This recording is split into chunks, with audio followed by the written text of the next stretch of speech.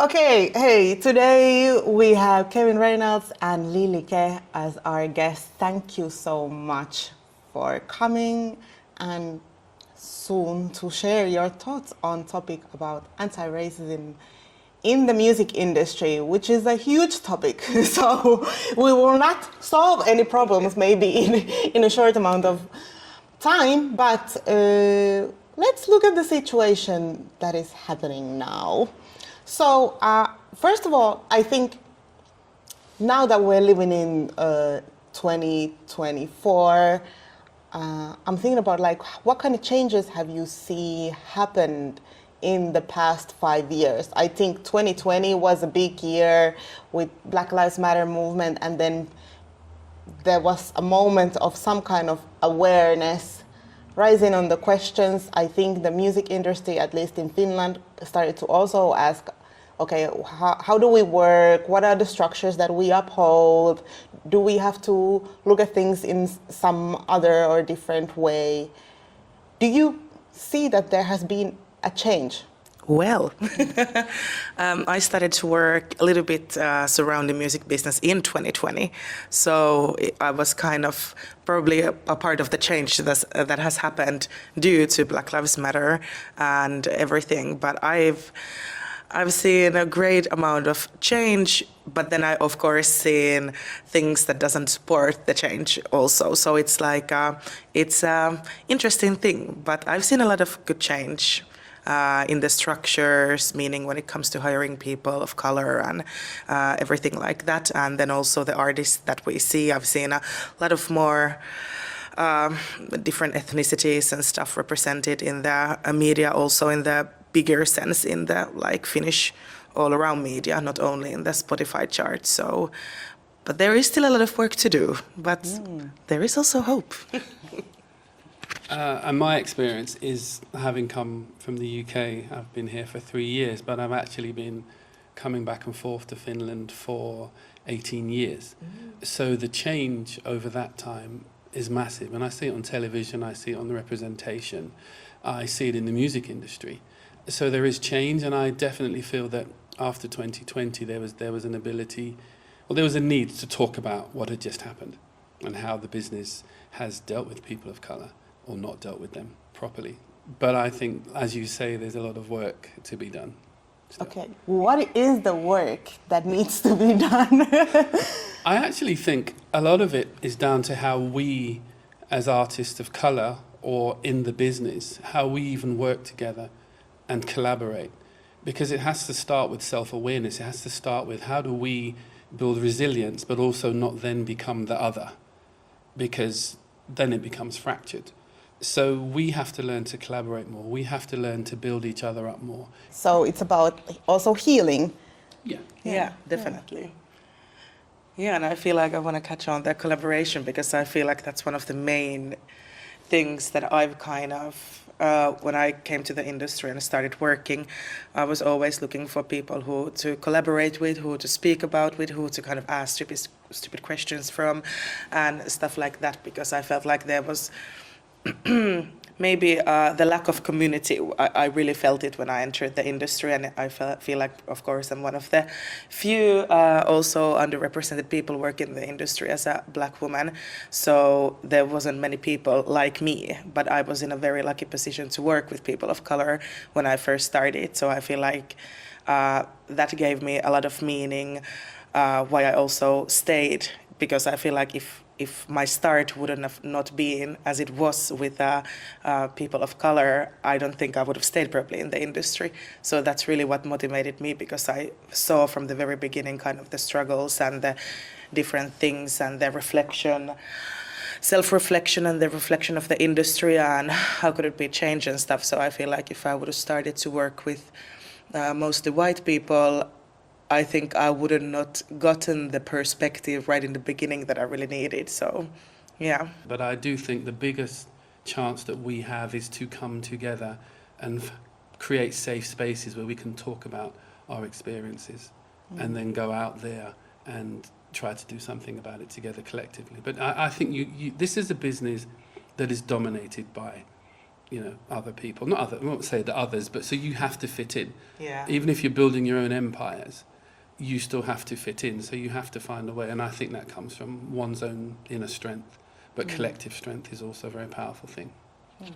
I think that is also a lot to ask from a person in a way. So it requires a lot of healing. It requires a lot of support from the community, and not everybody has that. So like when you talk about awareness, I do think that awareness is also a big factor in this, because you have to be aware to look for the support, to look for the community, to actually go through the process and analyze, like, okay, how do I want to enter a space? All of these, it's a lot of work. Yeah, I'll answer that.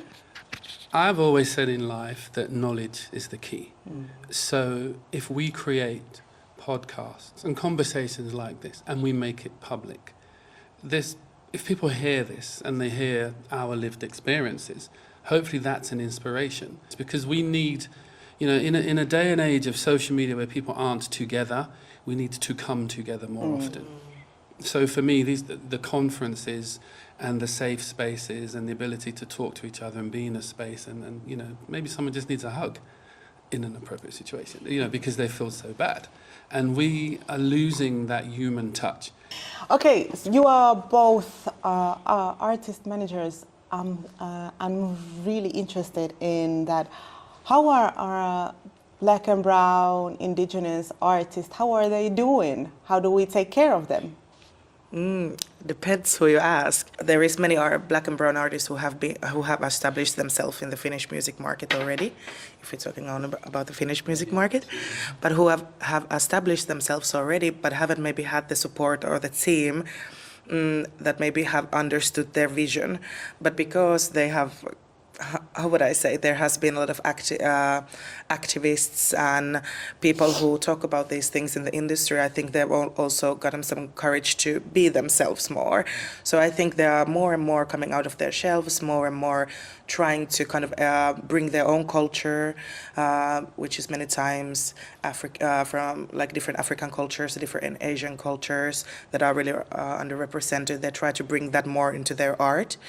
But I feel like because of course in the industry it's mostly white, as we've spoken, so there isn't a lot of knowledge about the background of the culture. And for example, if you talk about Afrobeats, it's not all African music is not Afrobeat, so you cannot all put it in the same category. So when we start from there, it's like it's really much that the artist has to kind of how would I say, like teach their team a lot about their kind of history, of their heritage, and where it comes from, and why some things are so important, and they want to represent something so deeply. And there is maybe sometimes miscommunication, but it's not really nice for the artist, because of course it's their culture and everything, so it's not nice for anyone to feel like their culture isn't appreciated.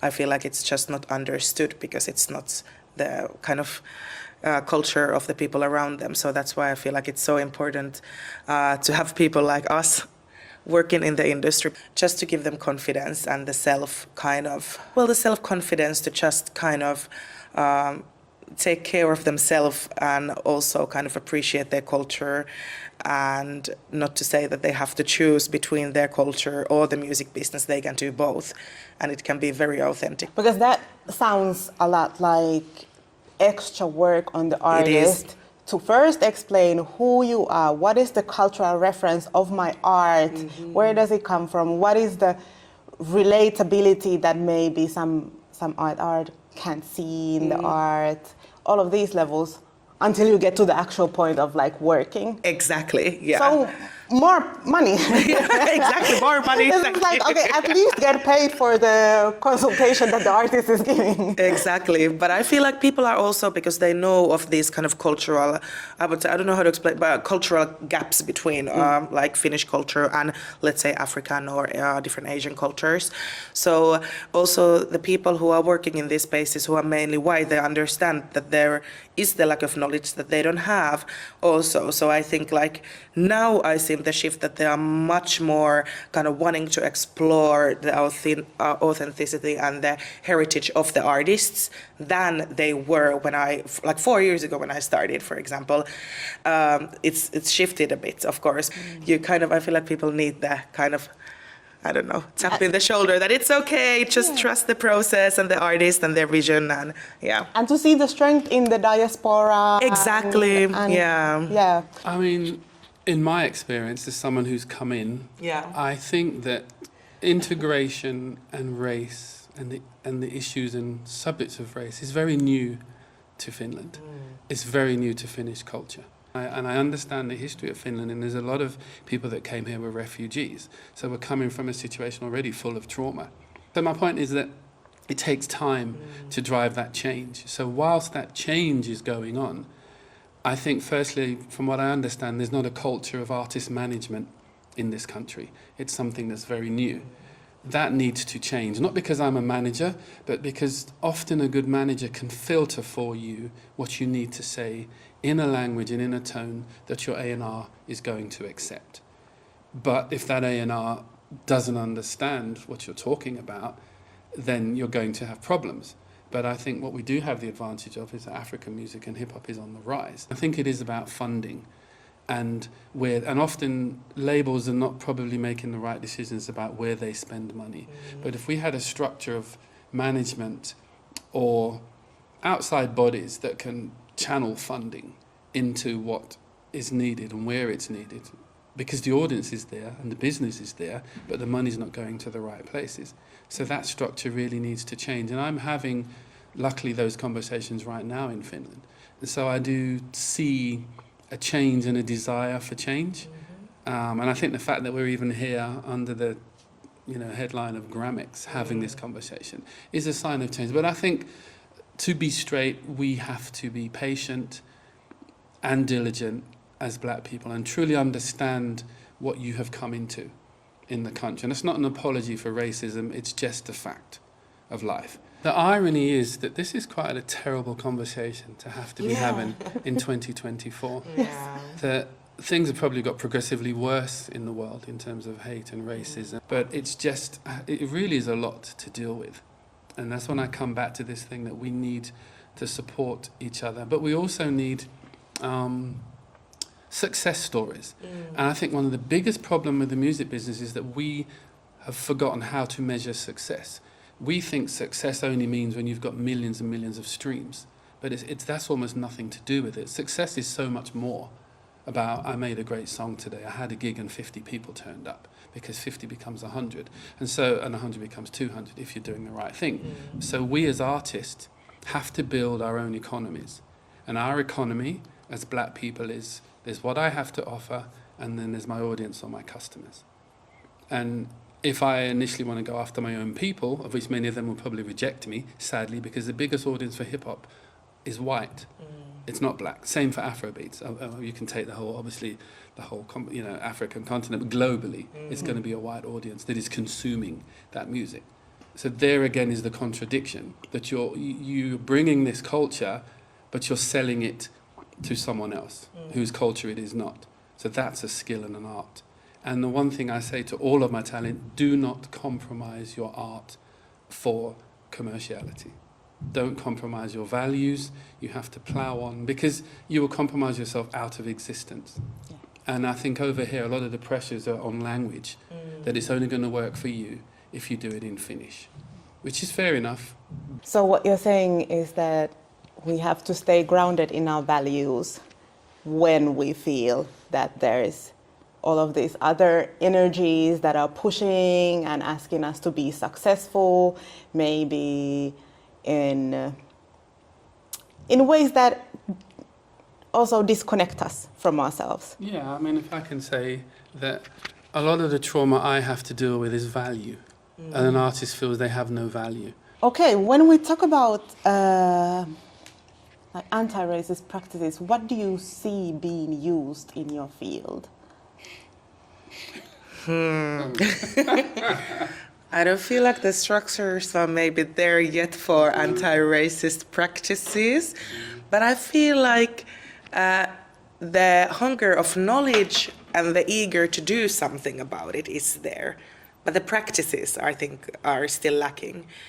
But I feel like many companies have now, of course, are all about diversity and inclusion and everything, but I feel like the part equity doesn't get mentioned enough when it comes to these conversations. I think there's a lot of tokenism, Yeah. quotas, but that doesn't mean the outcomes have changed.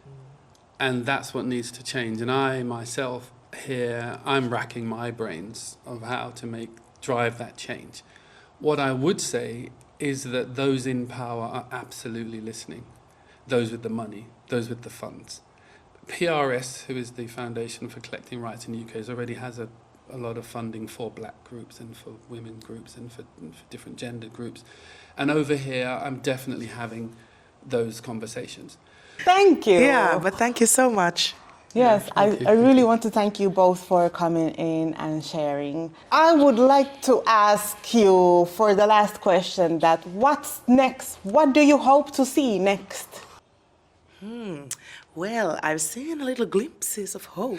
No, well, you know me, and we've met also many times. But I always try to concentrate on the things we have, and we could have, not the things we don't have, and are missing off. Because I feel like if I would concentrate on those things, it would just eat me out alive. So for me, I'm a big dreamer. I love to keep my head in the clouds, but my feet on the ground.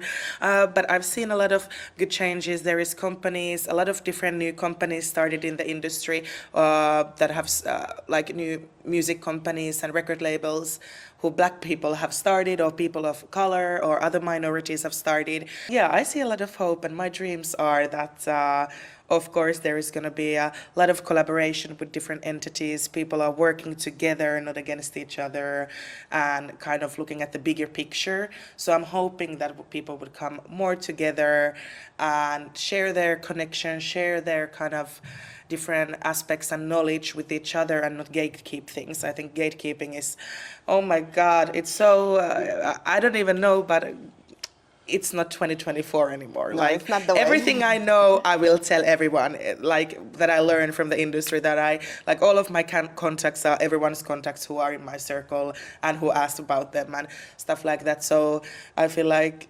gatekeeping is in the past now, and we have to move forward together. So I would like to definitely see more collaboration. Yeah. I would like for artists, especially in Finland, to understand that knowledge is everything, and that they should not be afraid to build great teams. And I'm not trumpeting managers, but what I'm saying is that often in our business you need someone who's outside of the creative process to help you to just reason through all of that. So that's what I'd love. I'd love a lot more safe spaces to be created, regular events, whether it be parties or conferences, where we can come together as people of colour and talk about our experiences, but also how we dealt with them to empower others. And that's my dream for Finland, that a management system, for all artists actually, is allowed. Because what I've learned in the short time I've looked at projects is that many artists are missing a lot, and even monetarily, because they just don't know what's going on in their name. And another thing I'd like to see is just more globalization here, because that also gives hope to artists that actually, because when you put music out, as we know, it's global, but if you're forced by your label to be local, for us, it's local and global. So that's what I'd love. But I think we have to heal, and I think coming together hopefully will create that healing. That is truly inspiring. I love it. Thank you both so much for coming and sharing. And yeah, people, contacts are here. Thank you. Thank you. thank you so much, Sophia. Yeah.